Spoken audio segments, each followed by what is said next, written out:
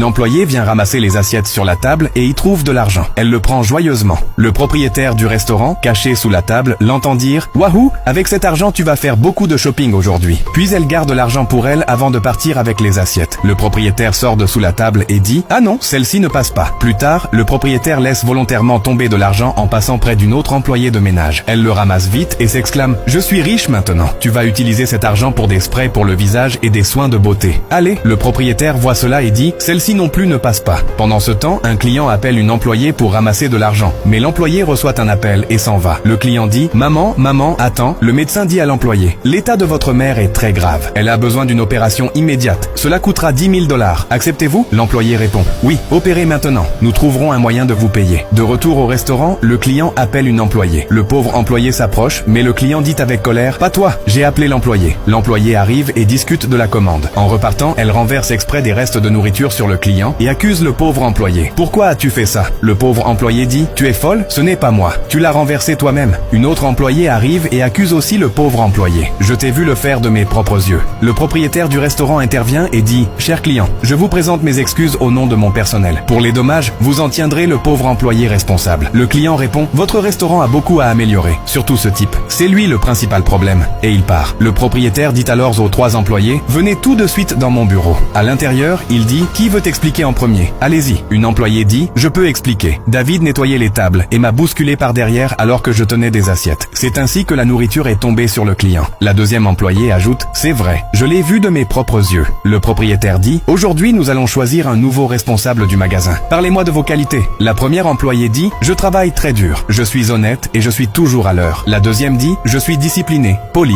et je ne manque jamais un seul jour ». Puis le propriétaire regarde David. David dit « Je ne suis peut-être pas le meilleur. Parfois j'ai des difficultés à cause de mes responsabilités familiales, mais j'essaie toujours de donner le meilleur de moi-même. Récemment, j'ai trouvé quelque chose oublié par un client. Au début, j'ai pensé le garder, mais ensuite j'ai réalisé que ce n'était pas à moi. Alors j'ai décidé de le rendre. L'une des employées s'empresse de dire « Je peux le rendre ». Mais le propriétaire répond « Savez-vous à qui appartient cet objet ? C'est à moi. Je l'ai mis ici pour voir qui ferait preuve de vraie honnêteté. Vous avez essayé de le cacher. À partir d'aujourd'hui, cet endroit n'est plus pour vous. » Les 2 employés baissent la tête. Le propriétaire dit « Reposez-le sur la table ». Elles le reposent lentement et s'en vont en silence. Le propriétaire se tourne vers David et sourit. Regardez-le, même dans un moment difficile, il a choisi l'honnêteté et a rendu ce qui ne lui appartenait pas. À partir de maintenant, David sera le nouveau responsable du magasin. David se sentit très heureux et le remercia chaleureusement. Alors dites-nous, pensez-vous que David mérite cette opportunité ?